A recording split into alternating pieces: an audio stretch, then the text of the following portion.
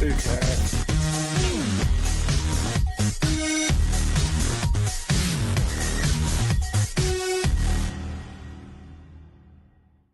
Hello and welcome to the Wolves Report. I'm Ryan Lester and thank you for joining us for episode 122. In this shorter version this evening, we'll give you our match and player analysis from Wolves' fantastic 1-0 win against Bournemouth on Saturday afternoon, and we'll look ahead to Tuesday night's game against Fulham and the FA Cup 5th round tie again against Bournemouth next weekend.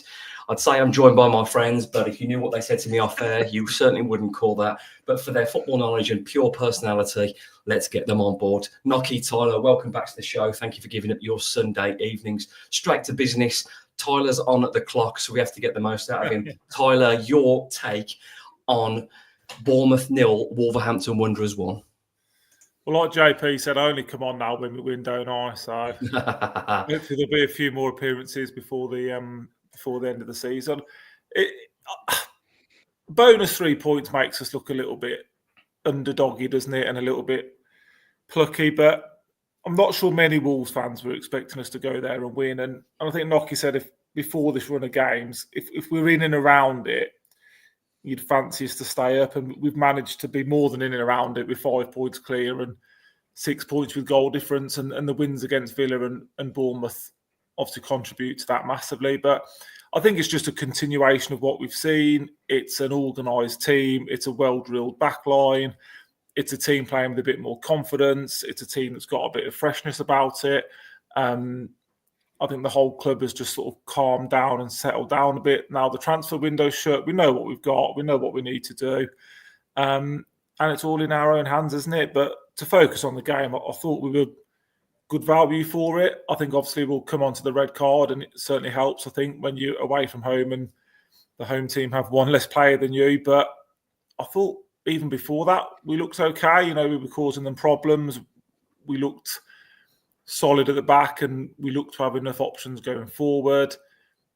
And then I thought we controlled the game quite well. After we scored, I've seen a couple of tweets saying that they were panicking, we were going to concede, but I thought we managed the game very well. I think like we did at home to Villa when we had the lead as well. So you can't be anything but positive, can you? There's 4, 5, 6 players that you could give man of the match to, which is always a good sign. Everybody's contributing at the moment, even the substitutes. Looks like we've got a manager now that's comfortable in his own skin where he is. And, you know, you don't want to get ahead of yourselves, but it's all starting to look okay, isn't it? Yeah, no, great start, Tyler. Nocky, it's as a win, I know, tongue-in-cheek, and I got to mention it earlier on, Smurfers predicted us to win. Did I really believe it? Probably not, but it was eventually nice to get my Cunha 1-0 prediction correct after the 113th attempt. But we keep going and we go on. But in reality, this is a fantastic win. This is a side that's dispatched Arsenal, that's dispatched Man City, a side that scores a lot of goals. I mean, these two, look at them in the background now, these pair of Wallies. But Nocky, yeah, your take on this fantastic result and performance? I thought it was so organised and it was so professional. And I think, you know, we spoke about Gary O'Neill before and we didn't really feel like we had an identity under him.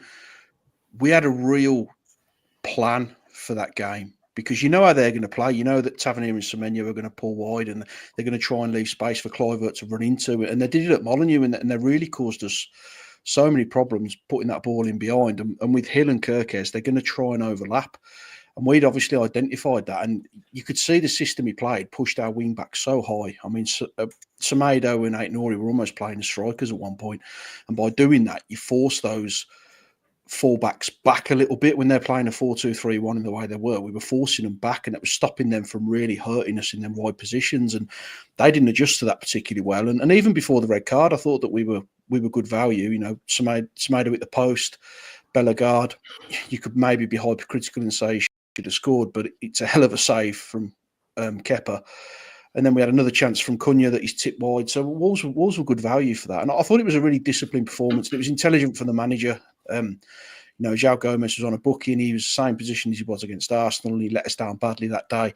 He didn't give him the opportunity to do that. He made the substitution. And even the initial lineup with Bellegarde being in that side, and he's been massive for us. The manager just seems to make real intelligent substitutions. He makes intelligent selections, and he just seems to know how to pick a team to win a football match. Whereas I think maybe, and I don't want it to be a digging out O'Neill, but when you compare the two, O'Neill went with what he thought would win every game, whereas this manager seems to pick what he thinks will win the individual games, and that's something that you need at this level.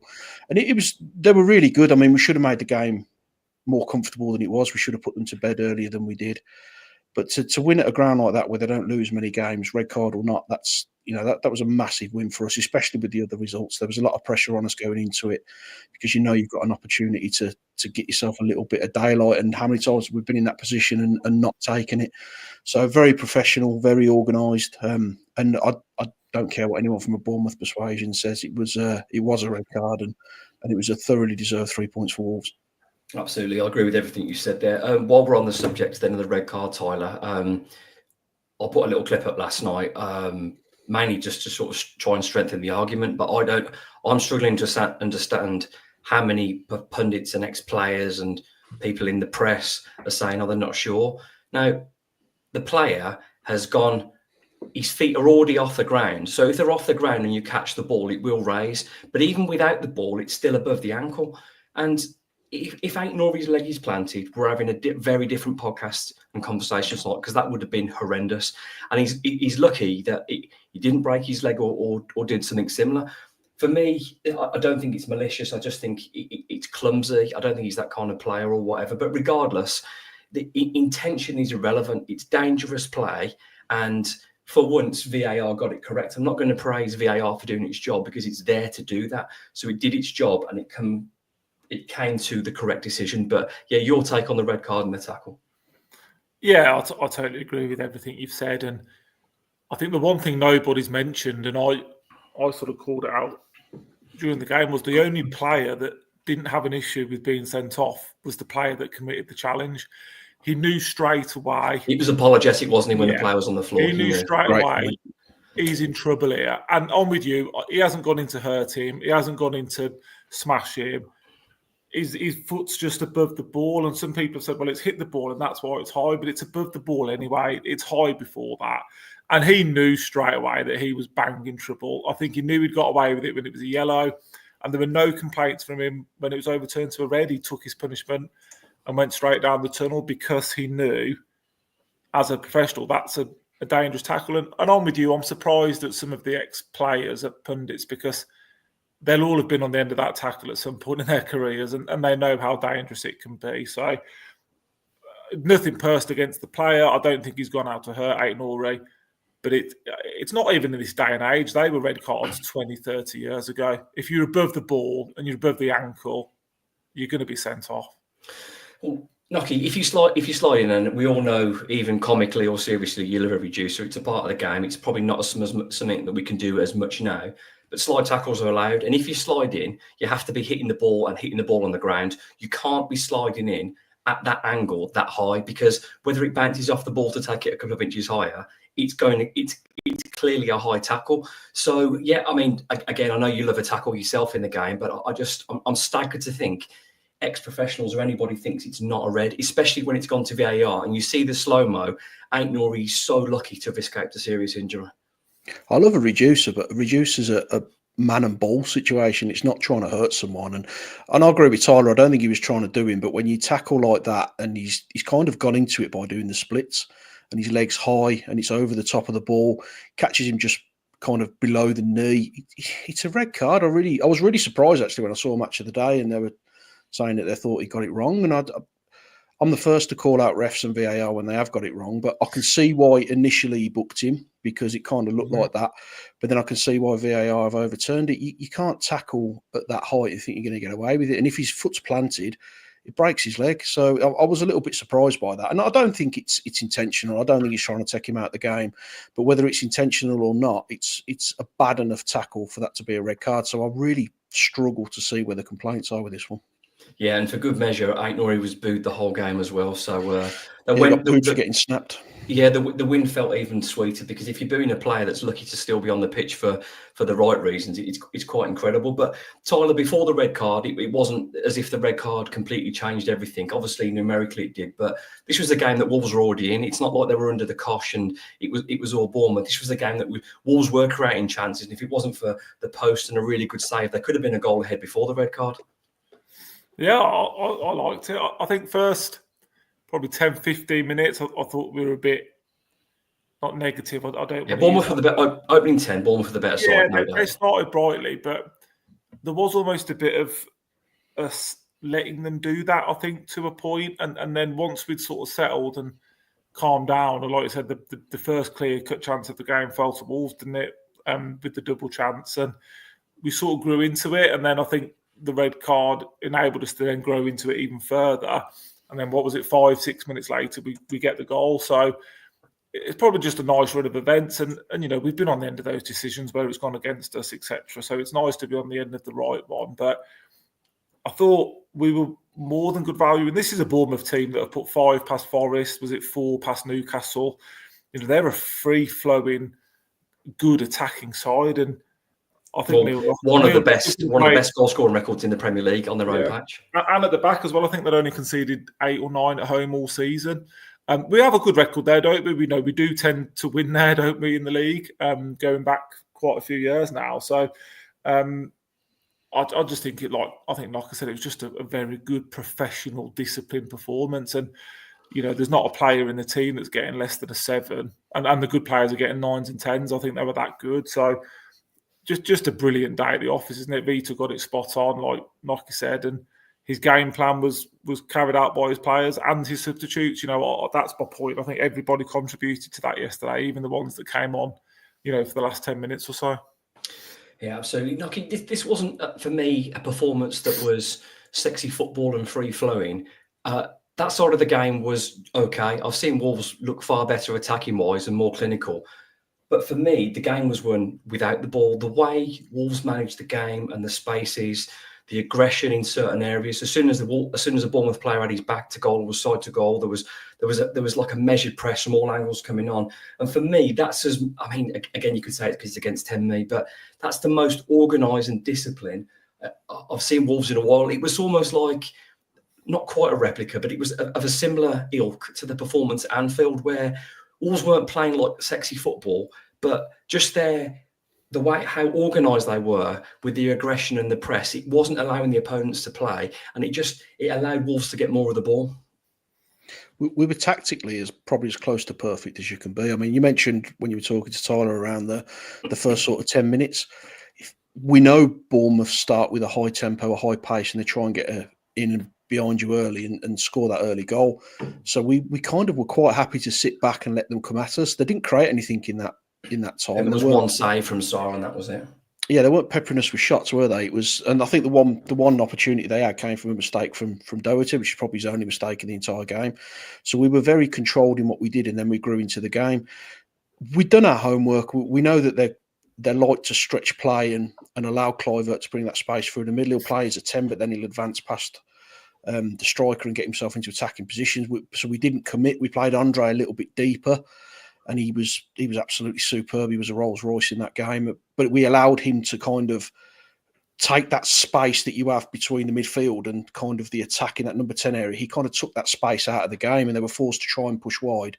But then with our fullbacks, our wing-backs bombing on the way we did, we kept their fullbacks pinned in their own half. It was just really intelligent all over the pitch. And I think Manetzi, all right, he missed the sitter, but they were struggling to deal with his runs as well. And in that, we just had a lot of link up in that midfield area. We kept it very compact, but when we did break, we broke with pace and we broke with width. And it was just that we'd clearly done our homework on Bournemouth. We did a job on them. And when you're playing against a team like that, you need to be at it. And as Chris mentioned, no one's below a 7. If you're going to beat a team like that at home, you're going to have to be 7s, 8s, and 9s because they're in a hell of a run of form. So it was excellent on the pitch, but I think what I'm probably most impressed was off the pitch, the way that we were organised, the way that we went into the game, the way the subs were made at the right time and affected the game, and it was intelligent substitutions. It wasn't just a case of we'll get to 60 and we'll throw 3 players on. It was a case of this is the substitution I need to make to affect the game, and everything we did really well. And as I said before, red card or not, Wolves were well in that game, and we were well deserving of those 3 points. So it was a really good performance, and I'm very proud of what they did. Just before we talk about the goal, which was, a little bit of fortune, but it's Cunha on fire. Tyler, it's maybe a bit of an unfair yardstick. You can tell me. I'd love to get your take on it. But chalk and cheese, Bournemouth at home, silly mistakes, ridiculous goals. Bournemouth could have had 5 or 6. To go to Bournemouth and restrict them to probably 1 proper chance, that's quite the difference in a few months. Yeah, it is, yeah. And not a too similar starting 11 either. No, but it's just more settled, isn't it? And like Nocky said, there's a game plan now. You can sort of see what we're trying to do. We're a big physical side again. We're tough to play against. We press now. Like I said, there isn't much tick-a-tack football, as people call it these days. It's football with intent. And he's obviously installed a different mindset, I think, is probably the biggest thing in the players. But let's not pretend it's all rose in the garden, because there's still a lot of work to be done, and we've still thrown in some, poor performances under Pereira, haven't we? But the more time he seems to have with the players, and when there's a good week in between the games, you can sort of see what they've been working on now, and you can see that there's a real method and a way of playing. And it'll be interesting to see Tuesday night, because he won't have had long to prepare for Fulham. So it'd be interesting. Similar sort of setup, 4-2-3-1. They play similar kind of football, so it should be. And they had a funny result yesterday, didn't they? And you're sort of looking at that, thinking, "Oh, Fulham are flying," and then they sort of lose home to Palace. So it'll just be interesting to see how he does with 48 hours really, 72 hours max between the 2 games. But like I said, you can only be more confident each time you see us play. I think someone said that if you look at the performances. Villa, Liverpool, Bournemouth, 6 points out of 9 against 3 of the better teams in this division this season. You can't fault that at all, can you? So let's just hope we can carry on, with the games that we all look at now. And on paper, they're more winnable, but as we know, nothing's won on paper. But if we can get results against your Fulhams, your Evertons, your West Hams that are coming up, you'd like to think we can start looking up rather than down. Absolutely. Well, as we all said, I think we mentioned it various times on the group chat, with this run of games, we kind of expected to be in the bottom 3, approaching the games that were easier on paper, but that's not the case now. There's a real nice buffer, and Wolves are very much looking up in terms of their performances and the results. Nocky, let's talk about the goal. Nelson's clipped it in. Manetti's obviously done a special flick to drop it in the path of Cunha, and Cunha's absolutely buried it. But when Cunha gets the ball there, there's only one thing happening at the moment. He's the difference, isn't he? He's the difference between probably the 3 teams below us and ourselves, because he's got that top quality. I think he could play for just about any team in this division. He's that good, and he's on 13 goals now in a team that's been struggling all season. That's a phenomenal record. So, but look, again, it comes because Semedo's committed. He's got himself into an attacking area. Nice little 1-2 with Gomez to create the space. He dinks it in, and all right, it's kind of flicked off Manetti, but his presence alone has caused a little bit of chaos in that area. And Cunha in that position, he's never going to miss, is he? And he finishes it the way you'd expect him to. He's got to be there to take it, whether it's a little bit clumsy from their perspective. Maybe it is, but from our perspective, the striker's in the right position. He's took it with the kind of quality that you expect to see. So real pivotal moment, I think, especially scoring that quickly after you're playing against 10 men. It's not always a given that the team goes down to 10 men and you go and beat them. Look at Arsenal, we could create very little. But I think the key is you've got to get yourself in front as quickly as possible before they can really reset and get themselves into a solid shape. So to be in front after 5 minutes is absolutely huge, and it gave us something to kind of defend, and it brought them out a little bit. It meant they couldn't just sit in a sort of 4-4-1. They needed to come at us, and it was a massive moment. So it was a good goal, well taken, and obviously a huge moment. Absolutely. Tyler, the one thing that I think a few of us mentioned, again, I think it was mentioned on socials, I mentioned it on Twitter, we talked about it at half time. The substitution at half time, I kind of was suggesting let's let's have Santi and Joe Gomez off. And people, what you said, well, you can't take them off every time they've been booked at half time, but you've got 5 subs. Sometimes you have to take your medicine, because we saw what happened with Joe Gomez. We know what kind of player Joe Gomez is. If that tackle's there to be had, whether he's on a booking or not, he's going for it. And sometimes he'll be late. So it wasn't just the bravery to make the change. It was the bravery of how positive it was to bring Strand Larsen on and then to put Bellegarde in midfield. I think Wolves looked even more in control of the game then, because Bellegarde, for me, he was okay wide right, but his inclusion into the midfield in the second half, I just think the energy around the team was incredible in the middle third. Yeah, do you know anyone that called that sub right at half time or not? Yeah, me, you mate. I did call it half time, and I thought it was the natural thing. And I think there was a couple of benefits from it. It gets Strand Larsen back on the pitch playing football, which is an obvious one, and it sort of lets us see Menezes in his, what we think is his natural position, but obviously he's been in a few different ones. And there's no denying now. I agree with you. I think probably 4 or 6 weeks ago, if Gomez is on a red card, you're sort of thinking, oh, we're going to have to keep him on. But all of a sudden, there's options now in that part of the pitch, and it was an absolute no-brainer to take him off. You've got Bellegarde that can play there, Menezes can play there, Boubacar was on the bench, Tom O'Doyle's on the bench. You've got 4 people, and that's what the game's all about these days. It's a squad game for that reason. You can't ever predict the future, but I'm pretty sure if Gomez stays on and puts another foul in, he gets sent off purely because of the pressure that the referee would have been under. So it was a no-brainer for me. It got Strand Larsen back on the pitch. And yeah, it looked all right, didn't it? And I think the only shame is, like Nocky said, Menezes has to make it 2-0. And then you're talking about a real comfortable scoreline, and you can see the game out for the last 25, 30 minutes as you want to do it yourself. The Giga came on and got minutes. Like you said, I can't think of anything sort of negative or not super positive from yesterday. Players in the squad got minutes. Sarabia gets stick, and I see why sometimes, but he came on for 10 minutes and just kept the ball and kept us ticking and did exactly what he was brought on to do. That's a player that could have been a bit sulky or, he's been dropped, but came on and did his job. And I think that's the key thing now. Everybody's coming on and performing their role. And all of a sudden, the squad just looks a bit better and bigger, doesn't it? There's options in different parts of the pitch. So, yeah, for me, no-brainer to make the sub. And yeah, luckily, or by judgment, it worked, didn't it? Absolutely. It's an interesting sort of evolution of what's happened with Wolves, Nocky, the last few weeks, in terms of how much more organised Wolves look at now. I've got to hold my hands up. When Agbadou's out the team and we're going to Bournemouth, even my most optimistic of 1-0 Kunis, I just don't really believe it, because Agbadou's been a monster. But when you have a back three of Matt Doherty, Santiago Bueno and Toti Gomez keeping a clean sheet there, that's massive credit to the manager. Obviously, the players are performing the job, but 10 men or not, to keep a clean sheet there with those players, no disrespect. I mean, when everyone's at their best, there's probably only one of those back three playing in Wolves' strongest 11. It's some turnaround again from the manager, and credit to Vitor for what he's done. Without Agbadou, I really feared for us, especially with the pace they've got.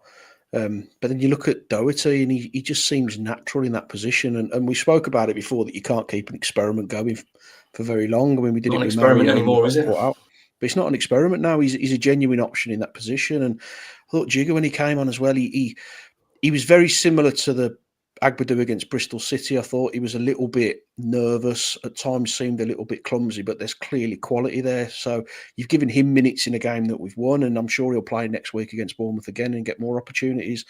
And Santi as well, I've been pretty critical of Santi, especially from a physical perspective. But I thought he was pretty dominant in that position. He was strong. He was forcing the defender out of position. He did really well. So they're organised, and I think Chris touched on it, didn't they? The squad just seems better. They feel like they're 10 feet taller now, because they've got an actual game plan, and they know what they're doing. Everyone knows the positional sense, and everyone knows where they should be. They're organised, and we seem to know what we're doing.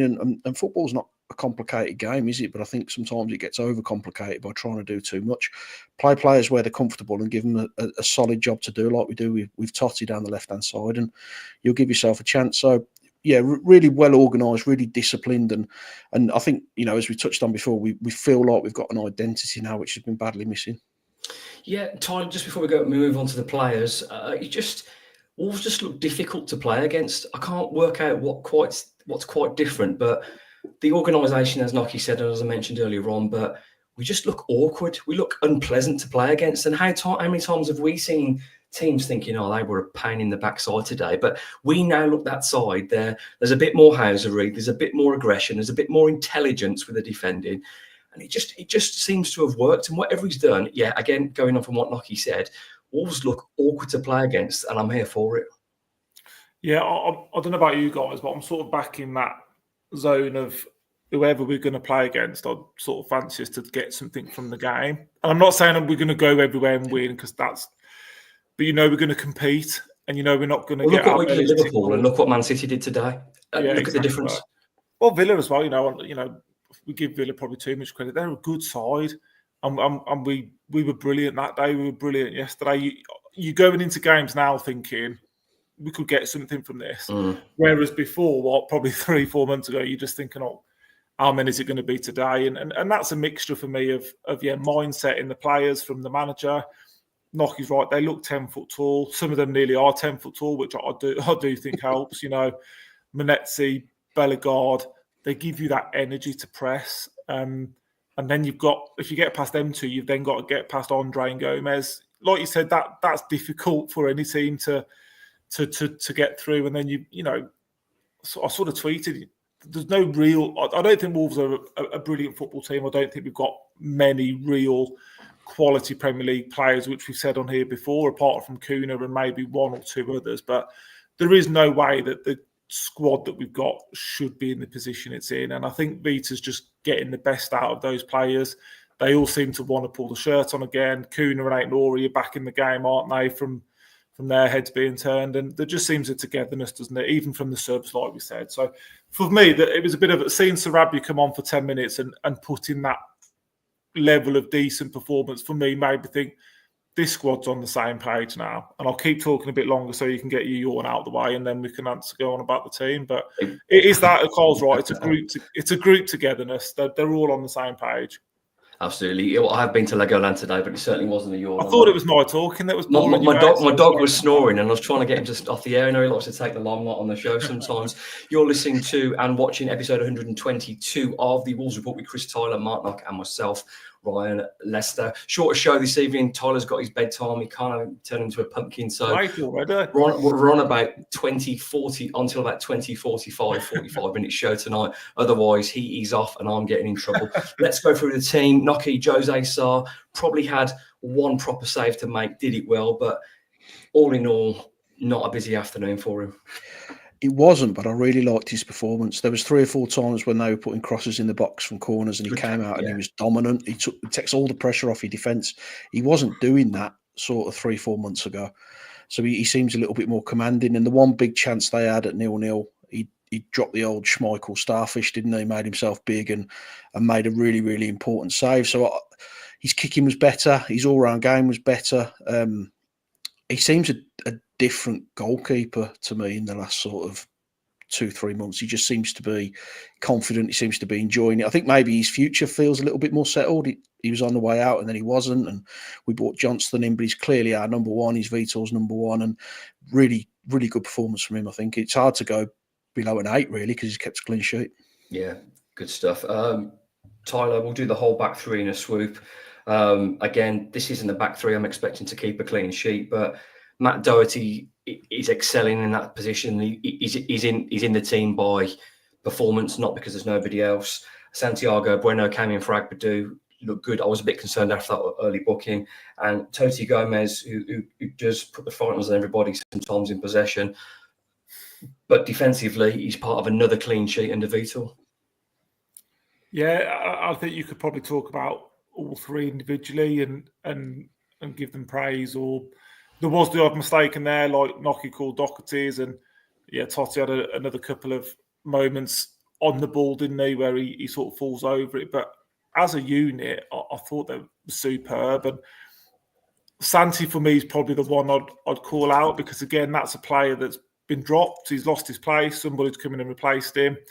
You can easily have your nose put out or start sulking. But I thought he came into the team and he he almost carried on the Agbadou role. He was on the front foot. He was aggressive. He was in their face. And I'm with you. You think, 3-4 minutes, yellow card. And it was a yellow card. It was a cynical kick out.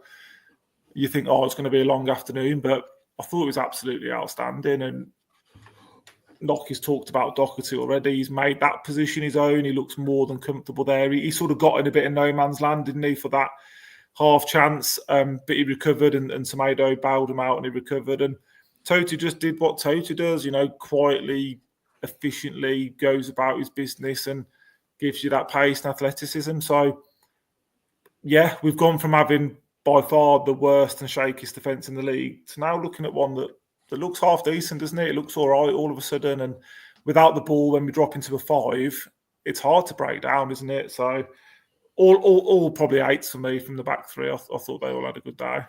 Absolutely. And as Tyler mentioned, I think you mentioned it earlier on, in front of those 3 Nocky, we had Joe Gomez and Andre, who again were both very good. And obviously Joe Gomez subbed at half time. But for me, this was Andre's best game in a Wolves shirt. Yeah, without doubt. And I do think he was playing a little bit deeper, which massively affected the game for us. He was just everywhere, wasn't he? He was a little bit like Joe Gomez. He seemed to be covering every blade of grass. And there was one particular moment where he made a tackle and his fist pump into the crowd. And Wonderful. It was just an excellent performance. It was close to faultless as I think you can have in that position. So, yeah, really, really pleased with him. It's comfortably an 8, isn't it? He's maybe even nudging a 9.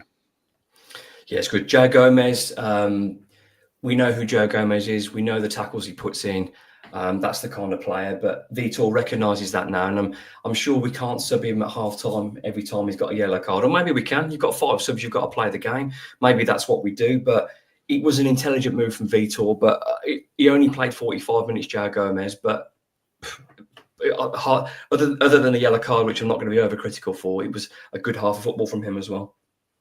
He didn't do anything wrong, did he? I don't think you're always going to take him off on a booking, but when you've had a player of the opposition sent off, you know that every time anyone goes near him, they're going to throw themselves to the floor. They're going to try and even up the numbers, especially against Bournemouth, because let's be honest, when Eddie Howe was there, we were done over every time we played them home and away. So, they've got a bit of dark arts about them. It was the right decision to take him off. It was brave because I don't think we could do it against Arsenal a few weeks ago. I thought it was the right decision to leave him on because we just didn't feel like we had anyone who could come in and really do a job in that position at that point.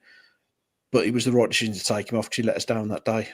He was very good while he was on the pitch, but it was the right decision to hook him at half time.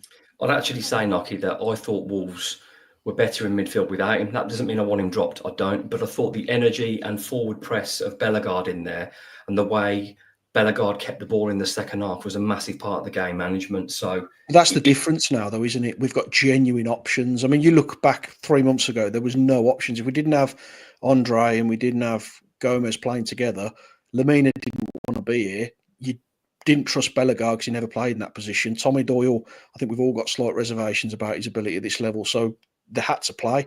So you couldn't lose a player like that. Now I feel like we could take him off and you can drop Bellegarde in there, or I'm comfortable with Boubacar coming on, or even Tommy Doyle coming in doing a job because we've got players in and around him. So it's a massive difference to have a squad now as opposed to just an 11.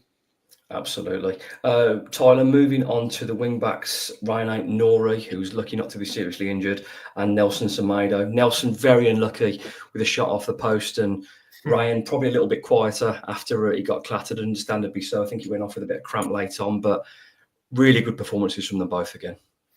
Yeah, I thought they were both very good, and Semedo probably the better of the two for me. Just, there's talk about the contract deal and stuff, isn't there? And it's always the way he starts to probably play his best football, I'd say, for us at the moment, or near enough.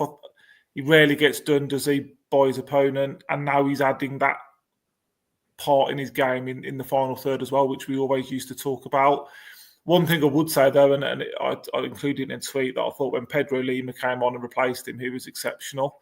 And we've been critical of this model of sort of buying young and playing them and then selling on, but he looks a serious footballer. He's athletic, he's big, he's tall, he's quick, he's strong. He doesn't look over nervous. And obviously, he had the shot as well where he got close to scoring. So you sort of sat there thinking, well, maybe if Nelson does go, there's a ready-made replacement there. And be interesting to see if we do get ourselves in a position where the threat of relegation is less obvious. How many more minutes does he maybe get towards the end of the season? Because he's certainly a player I'd like to see a bit more of, because I think he's shown, real glimpses when he's played.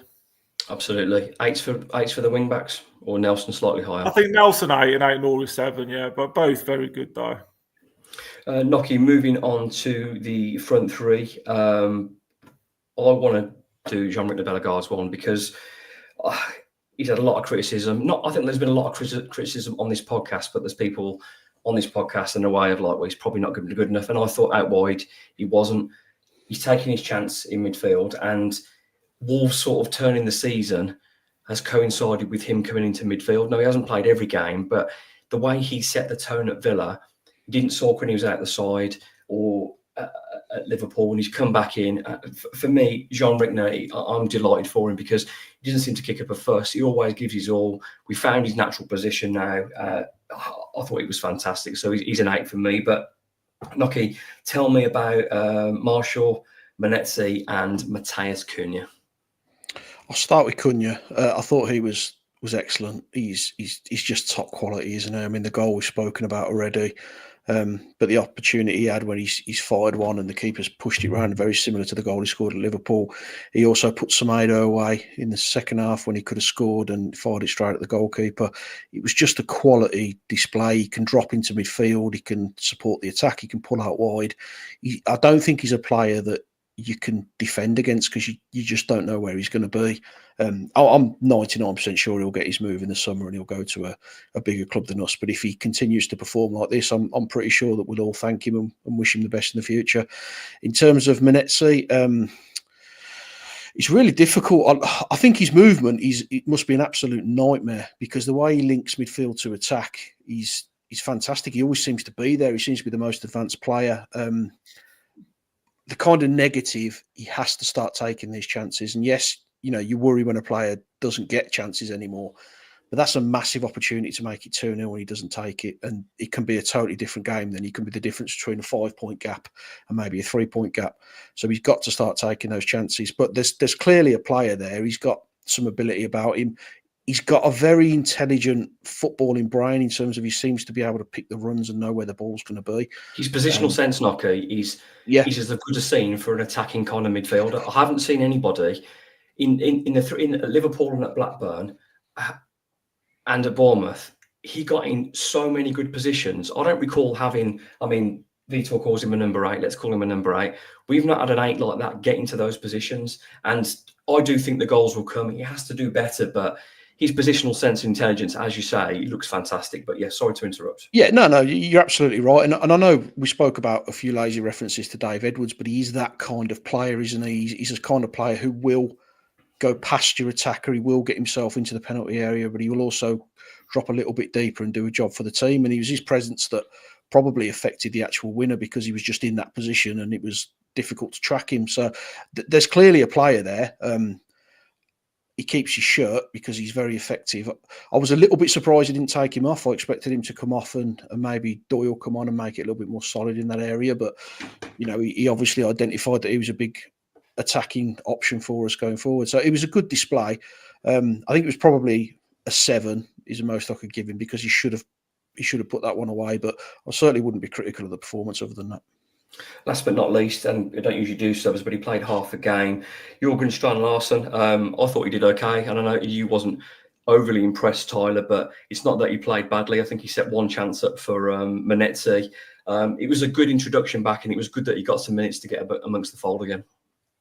Yeah, nothing negative. I just thought I don't know if it sort of suited him really, that half in a way where there's a lot of us without the ball and then we break in, but he splits opinion. I'm a fan of his. I think he's a very intelligent, clever footballer. I think sometimes we probably all maybe just want to see that bit more of a ruthlessness from him and a bit of a nastiness from him, but I don't think it's his way. It's his temperament. He plays with a smile on his face and looks like he's having fun. So nice to have him back and around in the squad, certainly. And does he start Tuesday or does he have another bench role? That'll be interesting to see, I think, and see what how Vita uses him moving forward, because I think I get the impression he quite likes this idea of Manetzi sort of causing chaos around Kuna. I think he likes that. So it'd be really interesting to see now he's fit how we line up. Absolutely. On the subject of positive problems, let's preview the next two games because we've got 5 minutes left of this latest show. You're listening to 122 of the Wolves Report with Chris Tyler, Mark Knock, and myself, Ryan Lester. It's set up nicely with musings from Molyneux's question, Evening Gully. Strand Larson back in for Fulham. Start how we finish v Bournemouth, or if you had to drop one of Manetzi, Bellegarde, Gomez, who is it? Well, let's start with Fulham. Now, what I would say, gents, is the reason that Strand Larson got injured because he looked like a tired player 2 or 3 weeks before we got that injury. I think we ran him into the ground. Manetzi is somebody that's going to need protecting from himself because that guy is run. And I love it, though, because that kind of energy and desire, he's going to get in positions, he's going to clatter people. He's just, like you said, he's that absolute chaos that he brings and very intelligent positional sense. But we're going to have to protect him. So I wouldn't be against starting Strand Larson on Tuesday night and taking Manetzi out. Would you agree with that, or would you go with something different? I think it's a fair shout. And like Nocky said, you're probably just a bit surprised at the amount of minutes Manetzi's played. And is he then going to start another game Tuesday after such a big shift on Saturday? It wouldn't surprise me either way, really. To be honest, I'd be inclined to keep the team as similar or the same as it has been, but it's like I said, it's just a nice problem to have, isn't it? To finally have some options where, you can talk about players coming in and not being concerned that you're missing out on anything. I think to answer the question, I'd probably go same again, but that's just my opinion. But I'd be happy either way. Okay, it's for a long time we've talked about the squad, but it genuinely looks like now we've got some positive problems when we're talking about Strand Larson coming back a team. Obviously, Boubacar's come back in. Agbadil will be back. De Giga, hopefully, you'll be amongst things when he's up to the speed of play. Look like we're in a good position. Obviously, Rodrigo Gomez as well. Are you on the same page as Tyler? Same again. If it's not broke, don't fix it. Or are we going to protect a few from themselves? I'm comfortable either way, but I think if I could choose the option out of two, I'd probably stick the same because it was effective. I think it worked, and I like the link-up play with Manetzi and Cunha, and the movement was a bit of a struggle.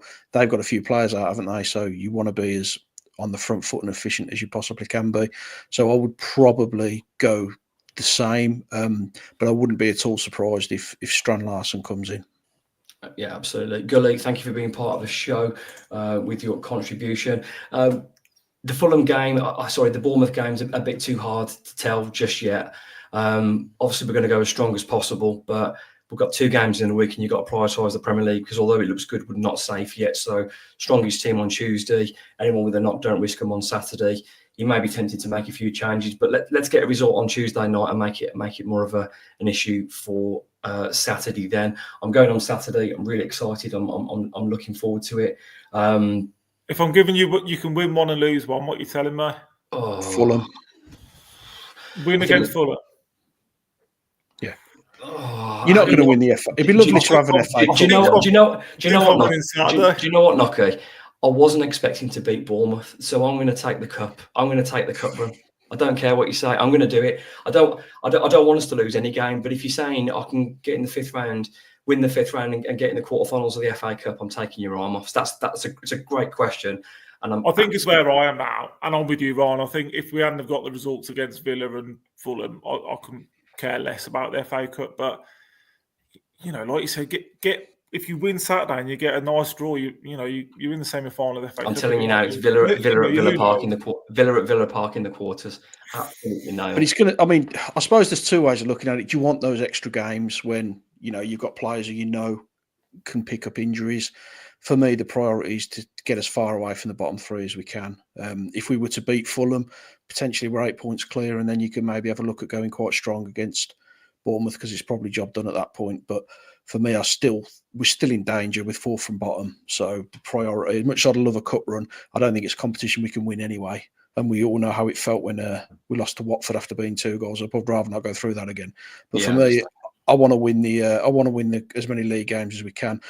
No reason we can't win both, because I think they will rest a few on Saturday, because they'll be looking at they'll be looking at still challenging for the Champions League, so they'll probably rest a few. So I think we probably can as well. But yeah, it's about the league for me at the moment. Right, wait a second, boys. We've got to finish on time. I've promised you both. That's all right. We've got. Sort of go on, Tyler. Then what are you going to say? I think you're just going to say. I think the one thing we've all talked about now is that slightly bit more depth in the squad. So you can look at these two games and almost treat them a bit separately, because De Giga's probably going to play the Bournemouth game. Boubacar's going to play a game. But now you're putting these players in with a level of confidence, whereas I think before we were putting these players in thinking, oh, crikey. But I think we just all feel a bit better about the situation. And if nothing else, winning football matches just keeps that momentum going, doesn't it? And, we've seen that from the cup runs, Bristol City, Blackburn. They've kick-started results in the league, haven't they? So long may it continue. Boys, how good does it feel as well when your football team wins? It's such a simple thing. Your football team beats Bournemouth, and we're all absolutely buzzing. It just makes the beer taste sweeter. Legoland was more fun today. It was great. Sorry, Nocky, what were you going to say? No, I mean, just on your comment, especially from where we've come from as well. I mean, a few months ago, I had us dead and buried. I didn't see any chance in hell we could stay up. And under O'Neill, we're losing games week in, week out.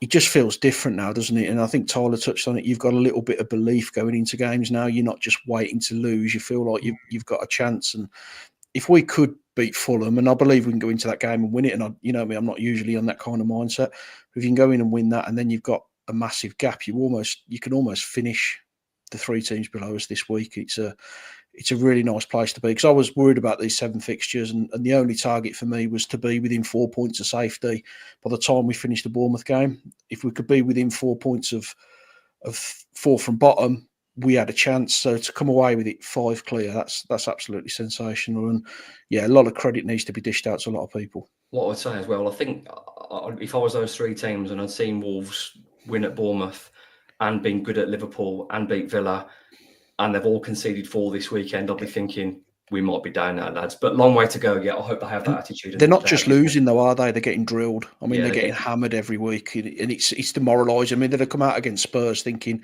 at least Wolves will have lost at Bournemouth, and then you check in, we've picked up a 1-0 win. You're almost on the verge. We've been there, haven't we? We've been in that situation, and it just doesn't end well, does it? This is coming to the end of episode 122 of the Wolves Report with Chris, Tyler, Mark, and myself, Ryan, Lester. If you're watching live, thank you for your show. Thank you for your contributions. If you're catching up on YouTube, Twitter, Spotify, or Facebook, it's much appreciated. Drop us a like or a follow. We are slowly growing the show, and your support is very much valued. Prediction time, gentlemen. Let's start off with Fulham on Tuesday night. We're all going to get excited. Nocky, Wolverhampton Wanderers v Fulham, the return of Raul Jimenez and Adama Traore. Yeah, tricky game. I mean, they've got Alex Iwobi, haven't they? So there's not a chance in hell we keep a clean sheet. It's going to be hard. It's a difficult game. I know they're lost. They're very up and down, but they've got some good players. I'll go for a 2-1 Wolves win. Manetzi to finally hit the back of the net. Tell them in a better mood, can't you? I was going to say, can you get Nocky back on next week, Ryan? Not used to this. Yeah, I think it will be a tough game, and I'll probably see it being a bit of a 1-1. So 1-1 and Iwobi, just because he always scores against us, doesn't he? Would you take a point? Both of you. If I offered you a point now, I think I probably would, just to keep the momentum. If you offer me a point now, that's still 3 more points. That's still more points than I thought I was going to get out of the last 2 games than I thought. But you're probably 6 clear as well, aren't you? 7. Yeah, it just keeps the momentum, doesn't it? At this stage for me, it's just about picking up points. I just think as well, with Fulham, they're very similar to Bournemouth. There's a lot of pace and athleticism. They play 4-2-3-1. They've got the 10, they've got the 9. I just think they're very similar. And if the blueprint for what we did to stop a team like that, we should use it again. So I think Wolves have got a real good chance. And we're on a roll, boys. I'm going to go 1-0 Cunha. Let's go to Saturday afternoon in the FA Cup 5th round, where Wolves take on the Cherries again. Tyler, are Wolves making it to the quarter-final? Your score and prediction for Saturday afternoon in the FA Cup? Like you said, it's such a hard one to tell, because you don't know what the lineup's going to be. You don't know how seriously Bournemouth are going to take it, but we tend to do well down there. So let's go for another little 2-1 win, shall we? And Matthias Cunha again. Absolutely. Nocky? I remember a similar situation. I think it was Watford. I'm sure we went down there and we beat 4-1 and them. 4. Yeah. Yeah, we beat them 4-1 in the league. Stephen Elliott, was it? I think scored or something. And lost 4-1 in the cup, yeah. Yeah, and we went and lost 4-1 in the cup. So, yeah, they're going to be a little bit annoyed, aren't they, after last week? But yeah, let's have a 3-1 Wolves win. Oh, he's cooking. De Giga, bang. Lovely.